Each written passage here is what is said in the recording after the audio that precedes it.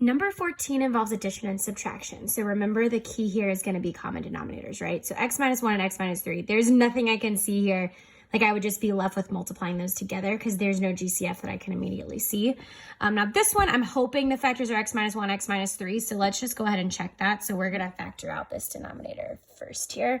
So I've got x and x times x, and then what multiplies to give me 3, -3, and -1 will add to give me 4.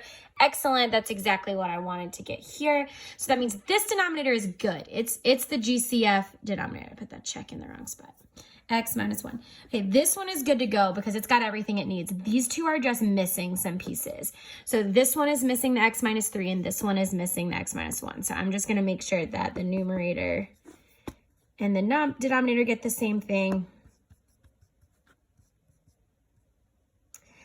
All right, so now I am ready to just go ahead and keep simplifying things. Okay, one thing to make sure you remember, because we did look at solving more recently, we're not canceling out the denominators here. We're not just dropping the denominators. We are simply simplifying. The only time I can drop the denominators is if I have an equal sign, because that means I'm balancing an equation. Right now, I need to keep the denominators the same because I don't have another side to move them to, so they just need to stay. So just keep that in the back of your mind.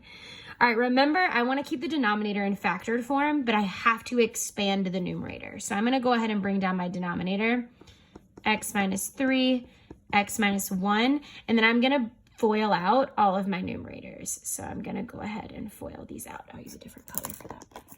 So each of these are going to get distributed, and I'm going to make sure that I end up with big quadratics here at the top. So x times 3x is going to be 3x squared. X times -1 is -1x.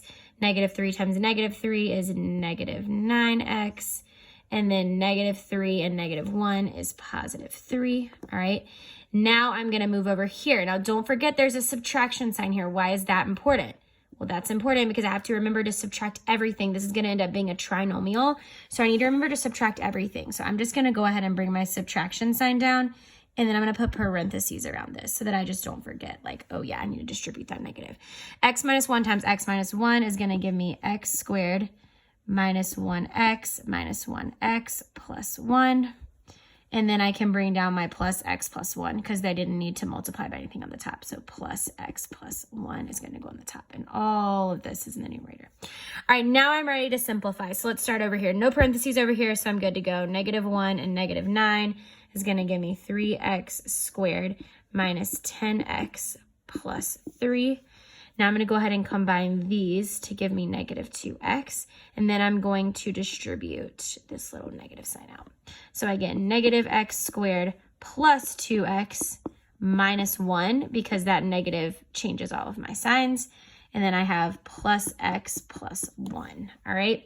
Now let's go ahead and combine like terms here. 3x squared minus x squared is going to give me 2x squared, -10x, and 2x and x, -10, -8, -7x, and then +3 and -1 and +1. Well, those are going to cancel, so I'm just left with +3 here.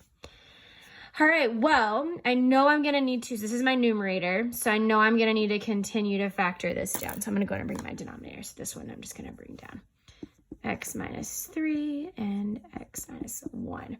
All right, the goal is going to be hopefully that some of these cancel, but I need to factor this down first. All right, the issue is I cannot take out a 2, so I'm going to have to do a little bit of manipulation here. So I'm going to do my slide and divide. So I'm going to go ahead and slide that to the back, and I'm going to get, x squared minus 7x, and then 3 times 2 is 6, so plus 6.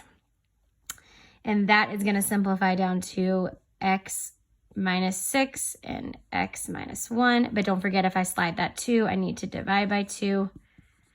So I'm going to get, in the numerator, x minus 3 times 2x minus 1 all over x minus 3 and x minus 1. So that came from here. All right, can anything cancel? Yes, amazing.